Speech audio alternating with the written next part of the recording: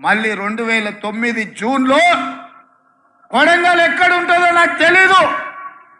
ఆనాడు పార్టీ పిలిచి బీఫాం రాత్రి 4 గంటలకు చేతిలో పెడితే దారెత్తుకుంటూ అక్కడికి వెళ్తే 14 రోజుల్లో 7,000 మెజార్టీతోని కొడంగల్ బిడ్డలు నన్ను ఆశీర్వదించి ఈ మొక్కను పెంచిండ్రు. 2014లో మళ్ళీ గెలిపించిండ్రు.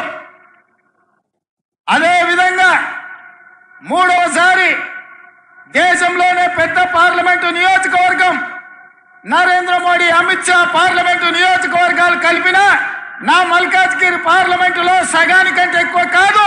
అట్లాంటి మల్కాజ్గిరిలో మీరందరూ మళ్ళా కష్టపడి పార్లమెంట్ సభ్యుడిగా గెలిపించారు.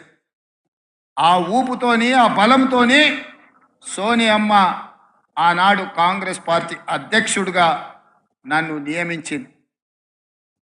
నేను ఒక్క మాట చెప్పదలుచుకున్న మిత్రులారా, ఇవాళ ఈ తెలంగాణ రాష్ట్రానికి ముఖ్యమంత్రిగా మీ ముందు నిలబడి నిటారుగా ఎవరితోనైనా కొట్లాడడానికి నాకు ఈ ధైర్యం ఉంది అంటే, ఈ ఆత్మవిశ్వాసం ఉందంటే, ఈ పాలమూరు బిడ్డలు నన్ను గుండెల్లో పెట్టి చూసుకున్నారు, నన్ను భుజాల మీద మోసిండ్రు.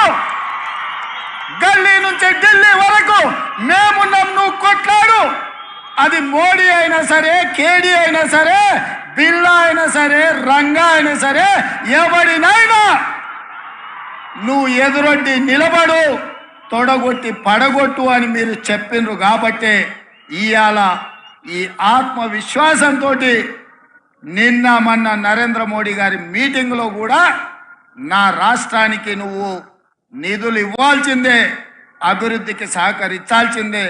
నువ్వు గుజరాత్కు బుల్లెట్ ట్రైన్ వేసుకున్నా, సబర్మతి రివర్ ఫ్రంట్ కట్టుకున్నా, గిఫ్ట్ సిటీ కట్టుకున్నా, నా పాలమూరుకో నా తెలంగాణకు నాకు ఎందుకు ఇవ్వవు అని చెప్పి సభాముఖంగా ఆయన ఎదురుగానే తుమ్మిడేటి కట్టుకోవడానికి మాకు అనుమతులు ఇప్పించాలి, మెట్రో రైలు నిర్మించుకోవడానికి నువ్వు నిధులు విడుదల చేయాలి, మూసి రివర్ డెవలప్మెంట్కు నువ్వు సహకరించాలి, స్కైవేలు ఫ్లైఓవర్లు కట్టుకోవడానికి నిధులు ఇవ్వాలి, మెట్రో రైలుకు నిధులు ఇవ్వాలి, మా పాలమూరు రంగారెడ్డి ఎత్తిపోతల పథకానికి జాతీయ పథకం ఇవ్వాలని నరేంద్ర మోడీ గారు ఎదురుగానే చెప్పిన.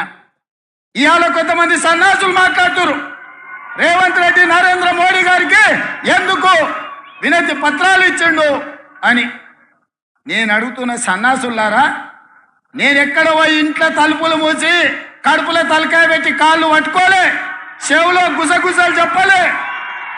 బాజాప్తా ప్రధానమంత్రిగా ఈ రాష్ట్రానికి వస్తే ముఖ్యమంత్రిగా నా బాధ్యతను నెరవేర్చిన. అతిథి మన ఇంటికి వచ్చినప్పుడు మర్యాద ఇవ్వడం మన సంస్కారం అని నేను విశ్వసించిన, నమ్మిన. మర్యాద ఇవ్వడం మన బలహీనత కాదు. మర్యాద ఇవ్వడం వల్ల మన గౌరవం పెరుగుతుంది. దేశ ప్రధానమంత్రికి గౌరవం ఇచ్చినాం, మన సమస్యల్ని ఏకరువు పెట్టినాం. రేపు ఒకవేళ భారతీయ జనతా పార్టీ మనం అడిగిన నిధులు ఇవ్వకపోయినా, మనం అడిగిన అనుమతులు ఇవ్వకపోయినా చాకి రేవు పెట్టి చిరిగేదాకా ఉతికే బాధ్యత నేను తీసుకుంటా. నరేంద్ర మోడీ తెలంగాణ అభివృద్ధిలో మనకు సహకరించకపోతే తెలంగాణ రాష్ట్రమే కాదు, దేశంలో అన్ని రాష్ట్రాలు తిరిగి నరేంద్ర మోడీకి వ్యతిరేకంగా నిలబడి కొట్లాడతా అని చెప్పి నేను ఈ వేదిక మీద నుంచి మాటిస్తున్న మిత్రులారా.